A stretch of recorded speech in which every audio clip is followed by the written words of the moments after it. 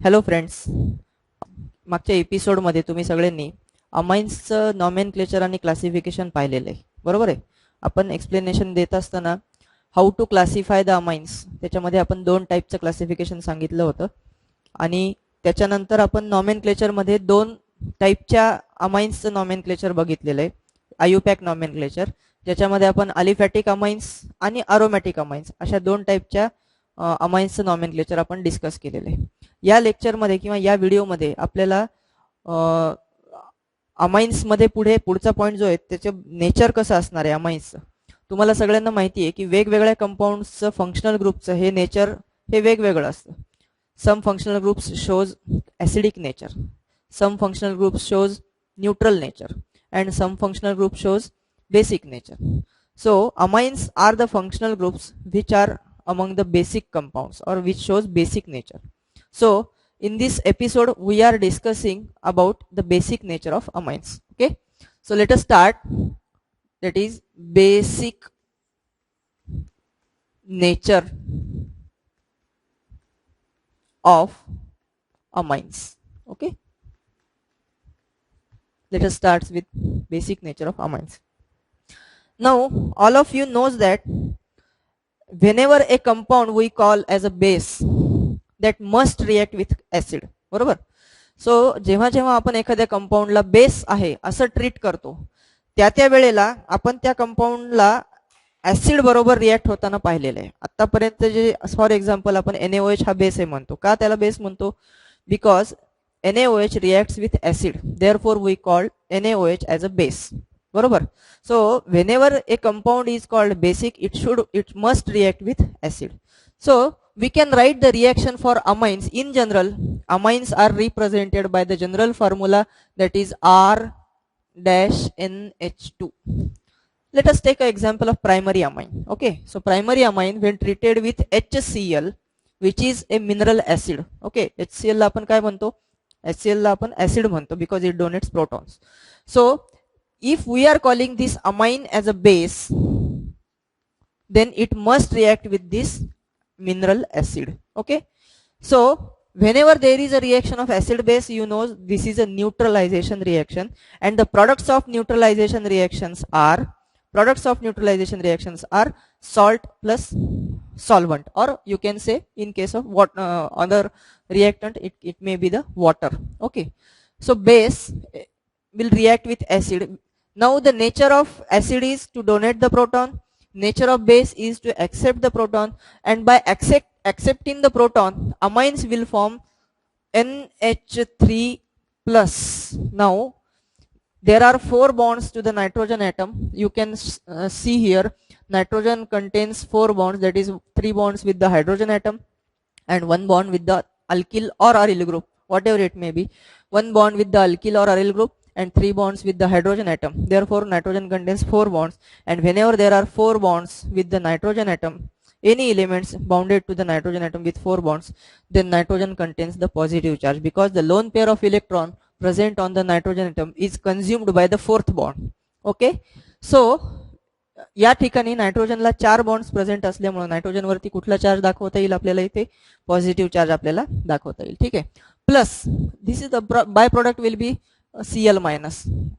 Okay, that anion, and this anion will remain in contact with the NH3 plus because this is a cation and this is the anion. So you can directly write this as like RNH3 plus and Cl minus.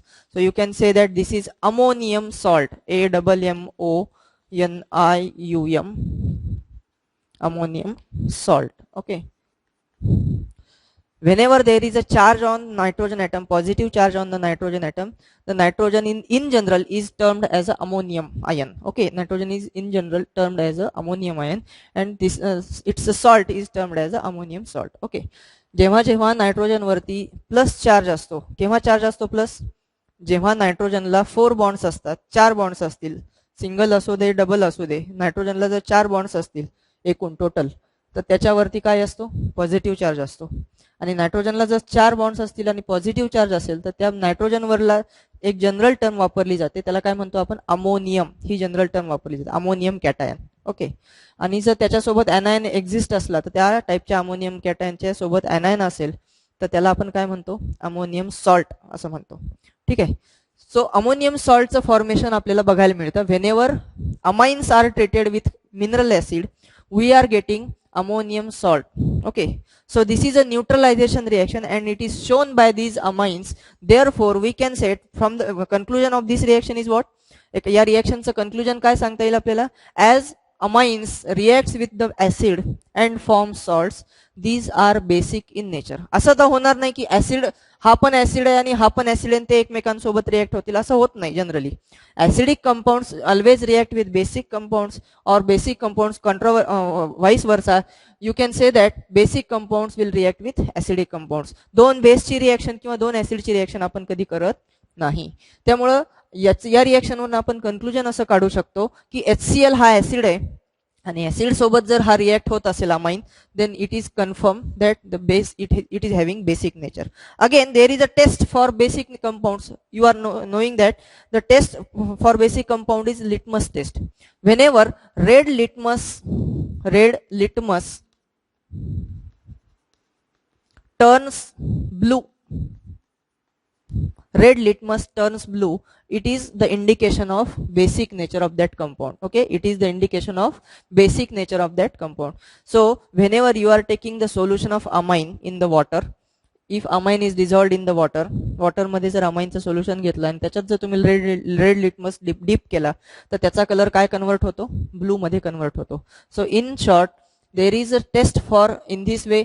या मार्गाने सुद्धा आपण prove केलं की amines हे basic नेचरचे असतात आणि red लिटमसच्या टेस्टनं सुद्धा आपण हे प्रूव्ह करू शकतो की अमाइन्सचं नेचर कसं आहे, बेसिक नेचर आहे. If basic nature is there then only this red litmus will convert into the blue litmus. So these two indicators will indicate that the amines are basic in nature. Okay, amines are basic in nature. Now जर एखादा compound basic आहे असं जर आपण म्हटलं, एखादा compound basic आहे असं जर आपण म्हणत असू तर मग त्याची बेसिसिटी मोजायची कशी. बेसिसिटी मोजायची झाली तर काहीतरी टर्म्स मध्ये आपल्याला बेसिसिटी मोजायला लागेल ना. सो बेसिसिटी एखाद्या कंपाऊंडची मोजायची झाली तर ती आपण कशाच्या टर्म्स मध्ये मोजतो, basicity is measured in terms of KB value. Okay, KB value ज्याला आपण डिसोसिएशन कॉन्स्टंट ऑफ बेस असं म्हणतो. Okay, dissociation constant of base असं म्हणतो आपण. आणि डिसोसिएशन कॉन्स्टंट, आता डिसोसिएशन ही जर टर्म आली तर मग आपल्याला काय करायला लागेल की त्याला कुठलं तरी मीडियम वापरायला लागेल, कारण डिसोसिएशन हे असं ऑटोमॅटिक होत नाही, त्याला कुठला तरी सॉल्व्हंट लागतो आणि कुठला तरी मीडियम लागतो. So we can treat like this when RNH2 that is amine is dissolved in HOH or H2O. Okay, when amines are dissolved in the H2O then it will form NH3 plus OH minus. Okay, NH3 plus and OH minus. So amines H2O सोबत react केल्यानंतर त्याचं काय होतं, H2O is a all of you knows that H2O that is water is amphoteric in nature. Amphoteric म्हणजे काय, तो proton देतो सुद्धा आणि प्रोटॉन ऍक्सेप्ट सुद्धा करतो. तो ऍसिड म्हणून पण बिहेव करतो आणि बेस म्हणून सुद्धा बिहेव करतो. सो जर एम्फोटेरिक नेचर असेल तर या केसमध्ये तो अमाइन्सला प्रोटॉन देतो. ही सुद्धा रिएक्शन काय प्रूव्ह करते, अमाइन्स प्रोटॉन H2O कडनं ऍक्सेप्ट करतो, याचा अर्थ amines are basic in nature. Proton acceptors are generally termed as a base. Okay, according to the Lowry Bronsted concept proton acceptor compounds are basic in nature. तो या reaction मध्ये सुद्धा prove होतं की amines are basic in nature. बरोबर. So amines basic नेचरचे आहेत हे इथं प्रूव्ह केलं आपण. त्यानंतर आता हे झालं इक्वेशन. बरोबर. याच्यावरनं आपल्याला KB व्हॅल्यू कशी लिहिता येईल, that is dissociation constant for this reaction. How you can write K, whenever you can write KB, that is the concentration of product molecule divided by concentration of reactant molecule. So what is the concentration of product, RNH3 plus into concentration of OH minus divided by R dash NH2 concentration of amine into concentration of H2O. या ठिकाणी पुस्तकामध्ये किंवा कुठल्याही references मध्ये जर तुम्ही बघितलं किंवा कुठेही दुसरीकडे बघितलं तर जनरली फक्त RNH3 plus OH minus NH2 आणि H2O लिहिलेलं नसतं. Because water is taken in a large excess, its concentration is negligible, or its concentration is in very large excess, therefore it is neglected. This term is neglected. Therefore Kb is dependent upon the concentration of ammonium ion NH3 plus into concentration of OH minus ions and divided by concentration of RNH2, that is reactant amine. Okay, RNH2. आणि असं म्हटलं जातं की हे equilibrium जे this equilibrium reaction the equilibrium is shifted far towards the left hand side. This equilibrium does not exist on right hand side. म्हणजे काय की या वॉटर मॉलिक्यूल सोबत रिएक्शन होऊन OH मायनस तयार होण्याकडे कल कमी आहे. रिव्हर्सिबल रिएक्शनचा फोर्स जास्ती आहे. फॉरवर्ड डायरेक्शन रिएक्शन फोर्स पेक्षा रिव्हर्सिबल रिएक्शनचा फोर्स जास्ती आहे आणि त्याच्यामुळं रिव्हर्सिबल रिएक्शन होत असल्यामुळं या ठिकाणी RNH2 चं कॉन्सन्ट्रेशन जास्ती प्रमाणात राहतं. From this we can say that RNH2, that is amines, are weak bases. Amines are weak bases. का असं म्हटलं amines are weak bases? Because they will not completely dissociate in the water ना. Strong बेसिसची example किंवा हे सांगताना आपण काय सांगतो डेफिनेशन सांगताना NaOH सारखे मॉलिक्यूल किंवा KOH सारखे मॉलिक्यूल्स आपण स्ट्रॉंग बेसिस आहेत असं म्हणतो. NaOH and KOH are considered as a strong bases because they dissociate completely in the water and after dissociation they do not reassociate, therefore they are considered as a strong bases. Amines च्या बाबतीत तसं होत नाही. Whenever they dissociate, the equilibrium shifts toward left side and they again reassociate. Okay, so असं होत असल्यामुळे amines are weakly basic in nature. They are weak bases. कोणापेक्षा weak आहेत तर KOH, NaOH or alkoxide, sodium alkoxide like RO minus and Na plus, sodium alkoxide ions. These are the examples of strong bases. Okay, these are the examples of strong bases. These are the examples of strong bases. And या strong bases पेक्षा amines कसे आहेत weak basic आहेत. काय येते weakly basic in nature. Okay, so आपण 2-3 गोष्टी बघितल्या की अमाइन्स मधलं नेचर कसं ठरवायचं, बेसिक नेचर आहे अमाइन्सचं हे कशा पद्धतीनं ठरवायचं, why they are called as basic.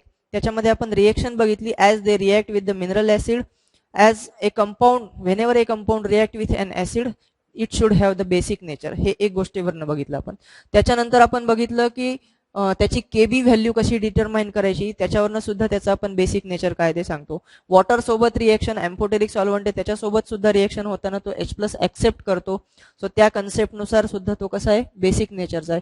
या सगळ्या गोष्टीवरनं आपण अमाइन्स बेसिक नेचरचे हे प्रूव्ह केलं.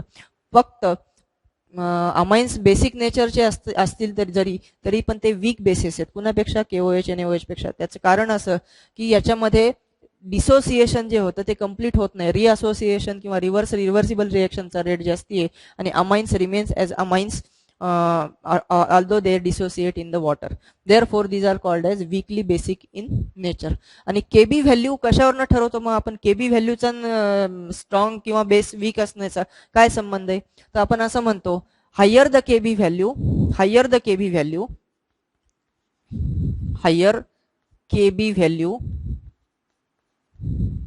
stronger is the base.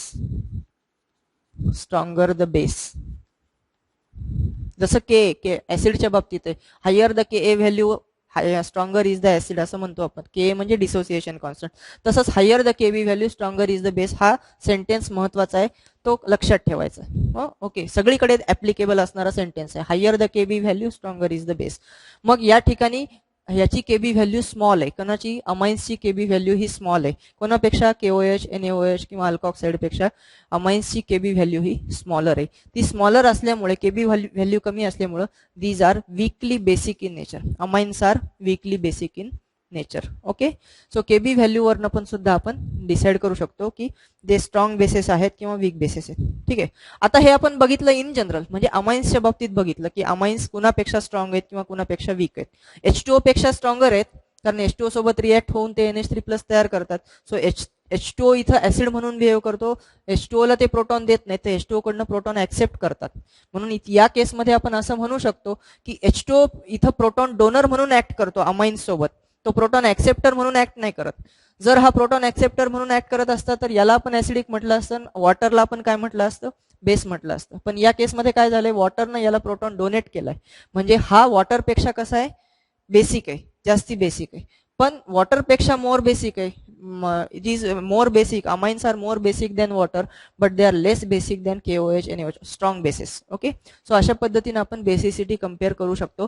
KB values पण दिलेले आहेत, काही एक्झाम्पल म्हणून मी सांगतो तुम्हाला केबी व्हॅल्यूजचे एक्झाम्पल्स.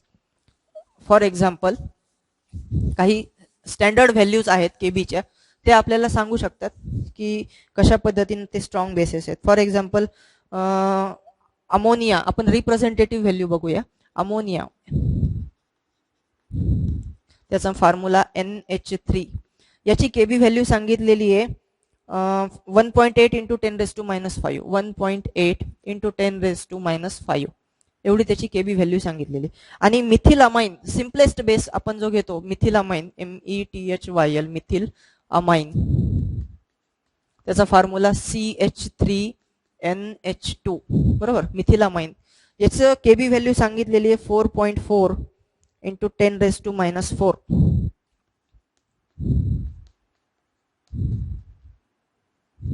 -4. सो अशा काही रिप्रेझेंटेटिव्ह व्हॅल्यूज आहेत की ज्याच्यामध्ये आपण त्या केबी व्हॅल्यूज वरनं आपण, या दोन्ही काय आहेत, केबीच्या व्हॅल्यूज आहेत, आणि या दोन्ही केबी व्हॅल्यूज वरनं आपण कम्पेअर करू शकतो की वॉटरची केबी व्हॅल्यू किती आहे, वॉटरची केबी व्हॅल्यू किती आहे, आणि बाकी या NaOH किंवा KOH च्या केबी व्हॅल्यू किती आहेत, याच्यावरनं सांगू शकतो आपण. आता इथं म्हटलंय मिथिल अमाइनची केबी व्हॅल्यू दाखवले 4.4 इंटू 10⁻⁴. सो वॉटरची केबी व्हॅल्यू याच्यापेक्षा सुद्धा काय असणार आहे, कमी असणार आहे वॉटरची केबी व्हॅल्यू. ओके, आणि NaOH किंवा KOH च्या व्हॅल्यूज कशा असतील, याच्यापेक्षा जास्ती असतील, म्हणजे हा -4 आहे, तर NaOH च्या व्हॅल्यू -1 मध्ये वगैरे, किंवा पॉझिटिव्ह इंटिजर मध्ये सुद्धा, किंवा 4.4 आहे तर 1.2, 1.3 अशा सुद्धा असू शकतील. ओके, सो केबी व्हॅल्यूज वरती डिपेंड करतो, त्याला आपण कम्पेअर करू शकतो की स्ट्रॉंग कोण आहे आणि वीक कोण आहे, अशा पद्धतीने. तर हे सगळं झालं, आपण इन जनरल केबी व्हॅल्यू बद्दल बोललो आणि बेसिक नेचर कसं आहे किंवा अमाइन बेसिक आहेत हे प्रूव्ह केलं. पण आता इथून पुढे प्रॉब्लेम येतो, मग अमाइन्स मध्येच पुन्हा आपण डिफरन्शिएट केलेलं आहे, क्लासिफिकेशन मध्ये सुद्धा किंवा नॉमेनक्लेचर मध्ये सुद्धा बघितलेलं आहे की amines are of 3 types. Basically amines are of 3 types. आपण 2 वेजनं क्लासिफिकेशन बघितले, आठवते तुम्हाला, मागच्या एपिसोडमध्ये सांगितलं होतं. 2 वेजनं क्लासिफिकेशन पाहिलेलं आहे. एक पहिला वे सांगितलेला आहे आपण, अलिफॅटिक अमाइन्स आणि अरोमॅटिक अमाइन्स, असा एक क्लासिफिकेशनचा वे सांगितलेला आहे. आणि दुसरा एक वे सांगितलेला आहे की प्रायमरी अमाइन, सेकंडरी अमाइन आणि टर्शरी अमाइन, ज्याला आपण 1 डिग्री 2 डिग्री 3 डिग्री असं लिहिलं होतं. सो मग प्रायमरी, सेकंडरी आणि टर्शरी अमाइन्स मध्ये मग मोर बेसिक कोण आणि वीकली बेसिक कोण, ह्याचं पण आपल्याला एक्सप्लेनेशन द्यायला पाहिजे. सो आपण काय करूया की आधी आपण या वेनं जाऊया की प्रायमरी, सेकंडरी आणि टर्शरी या अमाइन्स मध्ये कंपॅरिझन करूया की which is more basic in nature, either primary is more basic और tertiary is more basic. So I am writing here the formulae for all the 3 types of amines. RNH2, this is called primary amine where only one alkyl or aryl group is attached to the nitrogen atom. Secondly, RN R dash H, this is secondary amine where 2 alkyl or aryl group are attached to the nitrogen atom. And finally RN R dash and R double dash. So there are 3 alkyl or aryl groups attached to the nitrogen atom. So this is a primary amine, this is secondary amine and this is tertiary amine. Okay, now आता आपल्याला याच्यामध्ये compare करायचे. याच्यात comparison करत असताना 2 पद्धतीने compare करता येतं. पहिले म्हणजे गॅसियस फेज मध्ये काय असतं, गॅसियस फेज, गॅसियस फेज मध्ये काय सिच्युएशन असते. आता एक लक्षात घ्या, generally lower members of the amines are gaseous in nature. Lower members of the amines are gaseous in nature. So you can say that primary, secondary and tertiary amines मध्ये gaseous forms मध्ये proton accept करण्याची capacity कुणाची जास्त आहे किंवा त्याच्यामध्ये ती कशावरनं ठरवायची ते आपण आधी डिसाईड करू. ठीक आहे. सो आता तुम्ही एक लक्षात, तुम्हाला एक गोष्ट महत्वाची माहिती असणं गरजेचं आहे की अल्किल किंवा अलिल ग्रुप जे जोडलेले आहेत ना इथं तिन्ही ठिकाणी प्रायमरी सेकंडरी किंवा tertiary, they are electron donor. Alkyl groups किंवा अरिल ग्रुप आर न जे रिप्रेझेंट केलेले आहेत, दे आर इलेक्ट्रॉन डोनर. काय येते? Electron donating. Electron donor. So electron donor असल्यामुळे, इलेक्ट्रॉन डोनेट करणारे ग्रुप असल्यामुळे त्यांचा आपल्याला काय बघायला मिळतो? Positive inductive effect. They shows what? Plus I effect, which is known as positive inductive effect. काय हा इफेक्ट काय? तर अल्किल ग्रुप आणि नायट्रोजन, अल्किल किंवा अरिल ग्रुप जो कुठला असेल अटॅच, तो आणि तो नायट्रोजन याच्यामध्ये जी बॉन्डिंग प्रेझेंट आहे, याच्यामध्ये जे दोन इलेक्ट्रॉन्स शेअर केलेत, आपण एक एक्झाम्पल घेऊ RNH2 प्रायमरी अमाइन म्हणून.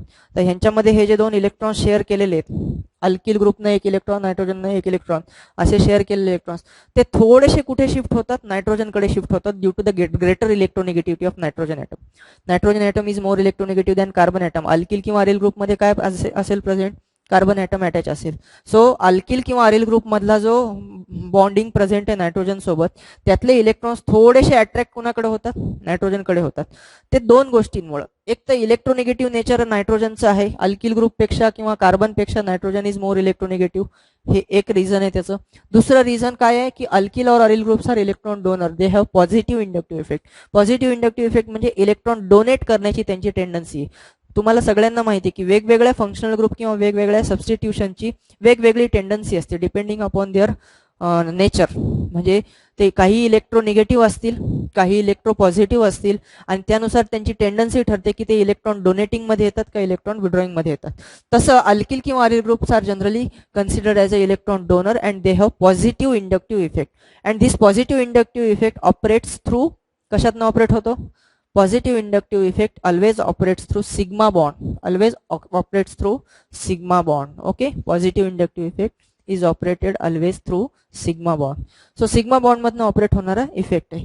मग अल्किल ग्रुप जर जोडलेले असतील नायट्रोजनला आणि ते जर इलेक्ट्रॉन्स इथं प्रोव्हाइड करत असतील, तर त्यांची अल्टिमेटली ते काय करतात? दे इन्क्रीजेस द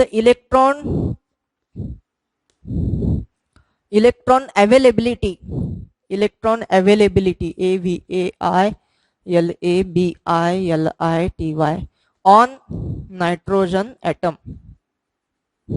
काय करतात? अल्किल किंवा अरिल ग्रुप जे नायट्रोजनला जोडलेले ते काय करतात?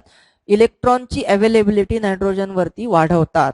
मग नायट्रोजन वरती जर मोर अँड मोर इलेक्ट्रॉनची अवेलेबिलिटी असेल, जास्तीत जास्त इलेक्ट्रॉन्स अवेलेबल असतील, तर तो इझिली H+ ऍक्सेप्ट करू शकतो. म्हणजेच काय? तो इझिली ऍसिड सोबत रिएक्ट होऊ शकतो. मग मी जर असं म्हणतोय की अल्किल ग्रुप नायट्रोजनची इलेक्ट्रॉन रिचनेस वाढवतात किंवा इलेक्ट्रॉनची अवेलेबिलिटी नायट्रोजनवरची वाढवतात, तर प्रायमरी अल्किल ग्रुपमध्ये, प्रायमरी अमाइन्समध्ये काय अटॅच आहे? एकच अल्किल ग्रुप अटॅच आहे, अल्किल किंवा अरिल ग्रुप. प्रायमरी अमाइन्समध्ये एकच अल्किल किंवा अरिल ग्रुप अटॅच आहे. सेकंडरी अमाइनमध्ये दोन अल्किल किंवा अरिल ग्रुप अटॅच आहेत. टर्शरी अमाइनमध्ये 1, 2 आणि 3 अल्किल किंवा अरिल ग्रुप अटॅच आहेत. सो एका अल्किल ग्रुपमुळे जर इलेक्ट्रॉन अवेलेबिलिटी वाढत असेल, तर 2 असतील तर अजून वाढेल, 3 असतील तर अजून जास्ती वाढेल.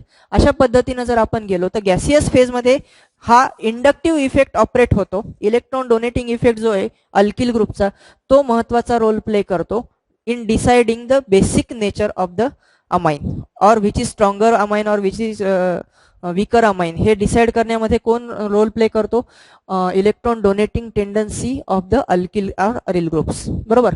मग या बेसिसनुसार असं आपण लिहू शकतो की tertiary amines, tertiary amines, 3 degree amines are more basic. Order of basicity काय लिहायची आपण? Tertiary amines are more basic than secondary amines,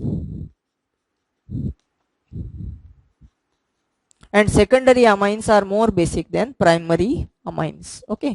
so अशा पद्धतीने आपण लिहू शकतो, अशा पद्धतीने आपण सांगू शकतो की टर्शरी अमाइन स्ट्रॉंगेस्ट बेस आहेत या तिघांमध्ये, त्याच्यापेक्षा सेकंडरी अमाइन वीक बेस आहे टर्शरीपेक्षा, आणि टर्शरीपेक्षा प्रायमरी अमाइन वीक बेस आहे. हा जर लॉजिक आपण अप्लाय केला तर, आणि हा लॉजिक कुठं अप्लाय होतो?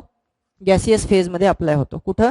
गॅसियस फेजमध्ये टेंडन्सी ऑफ इलेक्ट्रॉन डोनेशन और acceptance of proton is dependent upon the number of alkyl और अरिल ग्रुप अटॅच, कारण they have the positive inductive effect operating through the sigma bond, and therefore the nature of amine, basic nature of amine will dependent upon the number of alkyl or aryl group attached to the nitrogen atom, and therefore in gaseous phase tertiary order of basicity, this is the what order of basicity. Okay, order of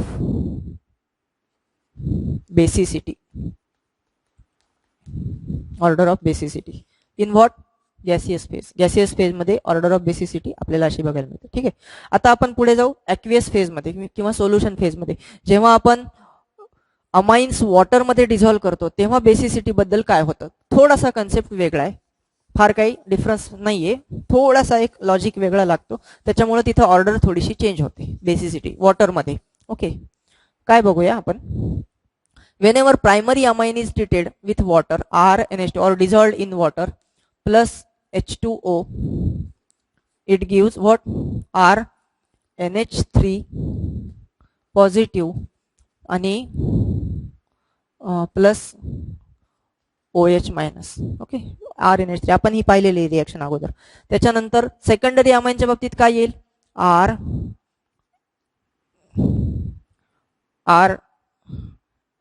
RH इथे आपण R dash लिहू plus H2O, it gives R dash H2, इथे पण H येईल आणि याच्यावर येईल positive charge, बरोबर, नायट्रोजन वरती येईल positive charge and plus OH minus.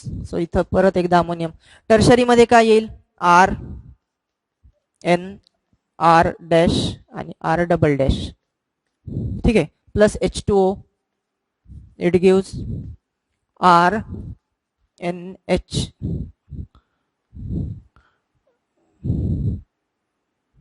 R dash R double dash आणि इथे येईल पॉझिटिव्ह चार्ज प्लस काय येईल OH मायनस. सो अशा पद्धतीने तीनही अमाइन्स प्रायमरी, सेकंडरी आणि टर्शरी या तीनही अमाइन्सला आपण काय केलंय, वॉटरमध्ये काय केलंय, डिझॉल्व्ह केलेलं आहे. वॉटरमध्ये डिझॉल्व्ह केल्यानंतर त्यांची अशा पद्धतीने रिएक्शन होते आणि अशा पद्धतीने ते काय करतात, अमोनियम सॉल्ट त्यांची किंवा अमोनियम आयन्स तयार करतात. आता हे सगळं झाल्यानंतर आपण काय बघितलंय की वॉटरमध्ये डिझॉल्व्ह केल्यानंतर ह्याच्यामधने तयार होणारे हे अमोनियम आयन्स अशा पद्धतीचे आहेत, ज्याच्यामध्ये प्रायमरी अमाइन्सचा जो अमोनियम आयन आहे त्याच्यामध्ये 3 हायड्रोजन ॲटम आहेत, बरोबर. त्याच्यानंतर सेकंडरी अमाइन्सच्या अमोनियम आयन मध्ये 2च हायड्रोजन ॲटम आहेत आणि टर्शरी अमाइनच्या अमोनियम आयन मध्ये 1च हायड्रोजन ॲटम आहे. ओके, सो अशा पद्धतीनं अमोनियम आयन्सचं स्ट्रक्चर इथे इम्पॉर्टंट आहे. आता हे जे अमोनियम आयन्स तयार होतात त्यांचं पुढे काय होतं, तर ते सॉल्व्हेट होतात. त्यांचं काय होतं, पुढे सॉल्व्हेशन होतं. कसं सॉल्व्हेशन होतं ते आपण लिहूया. वॉटर सोबत त्यांचं सॉल्व्हेशन होतं. व्हॉट इज मीन बाय सॉल्व्हेशन, सॉल्व्हेशन म्हणजे काय, तर cation or anion is stabilized by the solvent molecule is called as solvation. Whenever the solvent is water, it is called hydration. Okay, water जर असेल ॲज अ सॉल्व्हंट म्हणून तर त्याला आपण hydration असं म्हणतो. जनरली सॉल्व्हंट कुठलाही असू दे, सॉल्व्हंट अल्कोहोल असू दे किंवा इथर असू दे, अजून कुठला असू दे, whenever any molecule or ion, whenever it is stabilized by the solvent molecules, then the reaction or process is called as solvation process. Whenever the solvent is water, it is called as hydration. Okay, आता जे ammonium ion तयार झाले होते त्यांचे structure लिहूया आपण. RN इथे काय अटॅच आहे, याला हायड्रोजन, हायड्रोजन आणि एक hydrogen. This is primary ammonium ion, बरोबर. प्रायमरी अमाइनचा अमोनियम आयन होता. Then again next one is, थोडंसं मोकळं लिहितो, RN. आता इथे काय अटॅच आहे, एका ठिकाणी R डॅश आहे, बरोबर, दुसऱ्या ठिकाणी हायड्रोजन आहे आणि तिसऱ्या ठिकाणी हायड्रोजन आहे, बरोबर. 2 हायड्रोजन आहेत आणि 2 अल्किल ग्रुप आहेत सेकंडरी मध्ये. दिस इज सेकंडरी. आणि टर्शरी मध्ये काय सिच्युएशन आहे, R nitrogen, R dash, R double dash आणि एकच हायड्रोजन ॲटम अटॅच, बरोबर, एकच हायड्रोजन ॲटम अटॅच. मग आता या सगळ्या केसमध्ये जर विचारात घेतलं, याचं जर हायड्रेशन बघितलं आपण, तर तुम्हाला माहिती आहे की नायट्रोजनवर प्रत्येक ठिकाणी काय आहे, पॉझिटिव्ह चार्ज आहे. नायट्रोजनवर काय आहे, पॉझिटिव्ह चार्ज आहे. So ultimately this is positive end and which attracts the electrons from the all hydrogen atom. जर नायट्रोजन इलेक्ट्रॉन डेफिशियंट असेल तर तो काय करतो, सगळ्यांकडनं इलेक्ट्रॉन्स ऍक्सेप्ट करण्याचा प्रयत्न करतो आणि त्याच्यामुळे काय होतं, H2O हा जो सॉल्व्हंट वापरलाय तो या हायड्रोजन सोबत हायड्रोजन बॉन्डिंग तयार करतो. तुम्हाला माहिती आहे की वॉटर किंवा H2O कुठल्याही सॉल्व्हंट मध्ये जर ऑक्सिजन प्रेझेंट असेल ज्या सॉल्व्हंटमध्ये ऑक्सिजन किंवा नायट्रोजन प्रेझेंट असतो ते काय तयार करतात, हायड्रोजन बॉन्डिंग तयार करतात. हायड्रोजन बॉन्डिंग म्हणजे bonding between an electronegative atom and the hydrogen atom is called hydrogen bonding. So primary amines मध्ये 3 टाईपचे हायड्रोजन बॉन्ड्स आपल्याला बघायला मिळतात, कारण 3 हायड्रोजन ॲटम प्रेझेंट आहेत अमोनियम आयन मध्ये. प्रायमरी अमाइनच्या अमोनियम आयन मध्ये 3 हायड्रोजन प्रेझेंट आहेत आणि ते 3 वॉटर सोबत हायड्रोजन बॉन्डिंग तयार करतात. सेकंडरी मध्ये काय आहे, दोनच हायड्रोजन ॲटम्स आहेत. सो दोनच वॉटर सोबत त्यांची हायड्रोजन बॉन्डिंग आपल्याला बघायला मिळेल. बरोबर, स्टॅबिलायझिंग इफेक्ट H2O हायड्रोजन बॉन्डिंग दोनच ठिकाणी आपल्याला बघायला मिळेल, कारण 2 ठिकाणी काय प्रेझेंट आहे, अल्किल किंवा अरिल ग्रुप प्रेझेंट आहे. तिसऱ्या ठिकाणी काय प्रेझेंट आहे, टर्शरीमध्ये काय प्रेझेंट आहे, H2O एकच हायड्रोजन बॉन्ड प्रेझेंट आहे, कारण एकच हायड्रोजन ॲटम अवेलेबल आहे नायट्रोजन वरती. सो ऑक्सिजन सोबत एकच बॉन्ड तयार केलं, हायड्रोजन बॉन्डिंग दाखवेल आपल्याला. आता या तिघांचं जर कंपॅरिझन केलं तर मागचा जो इफेक्ट आपण कन्सिडर केला होता, effect of alkyl or aryl group, positive inductive effect, that positive inductive effect of alkyl or aryl group stabilizes the nitrogen atom. This is one thing, or this is one factor which is stabilizing the nitrogen atom, or which is responsible for the basic nature of amine. हे मागच्या point मध्ये gaseous phase मध्ये आपण बघितलं होतं. आता आपण aqueous phase मध्ये स्टडी करतोय. ॲक्वियस फेज मध्ये OUS फेज, ॲक्वियस फेज मध्ये स्टडी करतोय. त्या ॲक्वियस फेज मध्ये काय पाहायचे आपल्याला, वॉटर सोबत रिएक्शन झाल्यानंतर जे अमोनियम आयन तयार करतात त्यांचं सॉल्व्हेशन कशा पद्धतीने होतं, ते अशा पद्धतीने सॉल्व्हेट होतात आणि इथं हायड्रोजन बॉन्डिंग तयार करतात. तुम्हाला एक गोष्ट लक्षात माहिती असणं गरजेचं आहे की hydrogen bonding is a stabilising effect, ज्यामुळे मॉलिक्युलला स्टेबिलिटी मिळते. मग यात सगळ्यात स्टेबल कुठला असेल, हायड्रोजन बॉन्डिंग हा जर स्टॅबिलायझिंग इफेक्ट असेल तर या तिघांमध्ये कुठला अमोनियम आयन स्टेबल असेल, प्रायमरी, ऑब्व्हियसली. बरोबर, प्रायमरी स्टेबल असेल. लिस्ट स्टेबल कुठला असेल, according to this tertiary ammonium ion should be the least stable due to the less number of hydrogen bonds present in this. Most number of hydrogen bonds are present in the primary amine, least number of hydrogen bonds are present in the tertiary amine. So from this only one point you can predict that primary amine should be the most basic, as it is having the most hydrogen bonding stabilization. Okay, tertiary amine should be the least basic, as it is having least hydrogen bonding stabilization. पण हा एकच factor consider करून चालणार नाही. Aqueous phase मध्ये दोन्ही factor operate होतात. दोन्ही फॅक्टर म्हणजे कुठला, एक हा हायड्रोजन बॉन्डिंगचा फॅक्टर आहे की जो अमाइन्सची बेसिसिटी ठरवतो. Stabilising effect of hydrogen bonding हा एक फॅक्टर झाला. आपण लिहूया हवं तर, first factor is hydrogen bonding, stabilising effect of hydrogen bonding, stabilising effect of hydrogen bonding. Second factor कुठला आहे, सेकंड फॅक्टर आहे again electron donation, positive inductive effect of plus I effect of alkyl और aryl group. Alkyl किंवा aryl group जे attach आहेत त्यांचा plus I effect. हे दोन्ही इफेक्ट्स आपल्याला ॲक्वियस फेज मध्ये कन्सिडर करणं आवश्यक आहे. So when if you are considering this both effects, हे दोन्ही इफेक्टचा जर विचार केला तर यातलं सगळ्यात बॅलन्स कुठला आहे, सेकंडरी अमाइन. सगळ्यात बॅलन्स कुठला आहे, सेकंडरी अमाइन. का, कारण हायड्रोजन बॉन्डिंग पण 2 आहेत इथे, सेकंडरी अमाइन्स मध्ये हायड्रोजन बॉन्डिंग पण 2 आहेत आणि पॉझिटिव्ह इंडक्टिव्ह इफेक्ट सुद्धा इथे 2 ठिकाणी बघायला मिळतो. पॉझिटिव्ह इंडक्टिव्ह इफेक्ट सुद्धा आपल्याला 2 ठिकाणी बघायला मिळतो. बाकी 2 जर कंपेअर केले, primary amine, secondary amine, if you compare primary and secondary amines, in primary amine hydrogen bonding is greater, hydrogen bonding stabilisation effect is greater, but positive inductive effect of alkyl group is lesser. In case of tertiary amine, positive inductive effect is greater, but hydrogen bonding stabilization is lesser. So ह्या दोन्ही फॅक्टर्सचा balance आपल्याला कुठे बघायला मिळतो, secondary amines मध्ये बघायला मिळतो. आणि मग यावरनं आपण असं कन्क्लुजन सांगू शकतो की order of stability in aqueous phase मध्ये ऑर्डर ऑफ स्टेबिलिटी काय असली पाहिजे.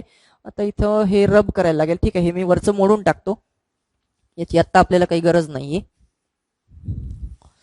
So order of stability, order of stability, BILITY, stability in aqueous phase.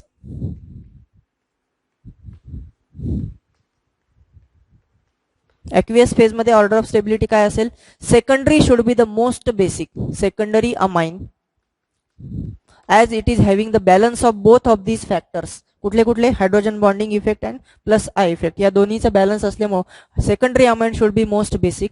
त्याच्यानंतर टर्शरी अमाइन्स आणि सगळ्यात शेवटी काय येईल प्रायमरी अमाइन. सगळ्यात शेवटी काय येईल primary amine should be the least basic. So आपण अमाइन्सची बेसिसिटी बघितली, why they are called basic in nature ते पण बघितलं. त्याच्यानंतर आपण कंपॅरिझन केलं की प्रायमरी सेकंडरी आणि टर्शरी अमाइन्स मध्ये whichever is the most basic और whichever is the least basic and why. आणि दोन फेज मध्ये आपण कंपॅरिझन केलं.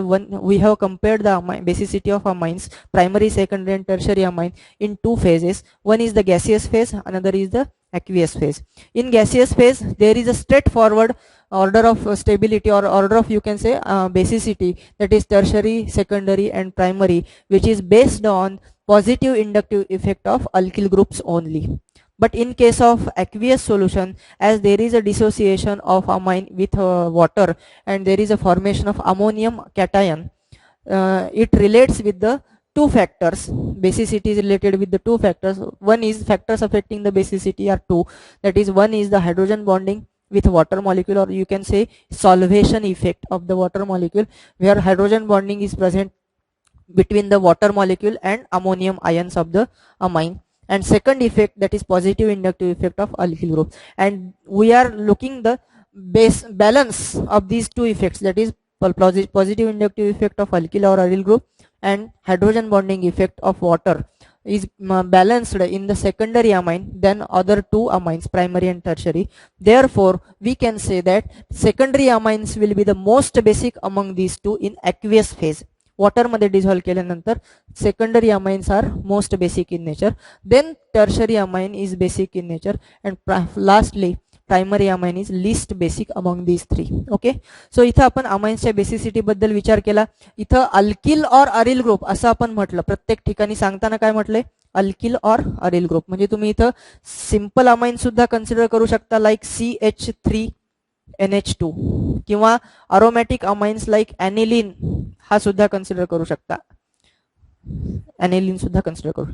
सो हे सगळं आपण जे सांगितलं ते अलिफॅटिक और अरोमॅटिक अमाइन्सच्या जनरल बेसिसिटी बद्दल आपण बोललो.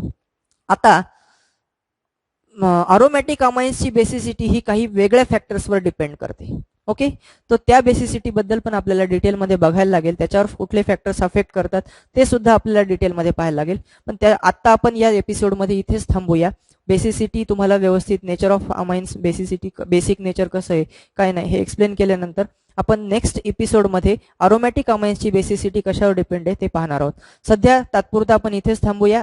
हा एपिसोड तुम्हाला आवडले असल्यास लाईक करा, शेअर करा आणि सबस्क्राईब करा. धन्यवाद.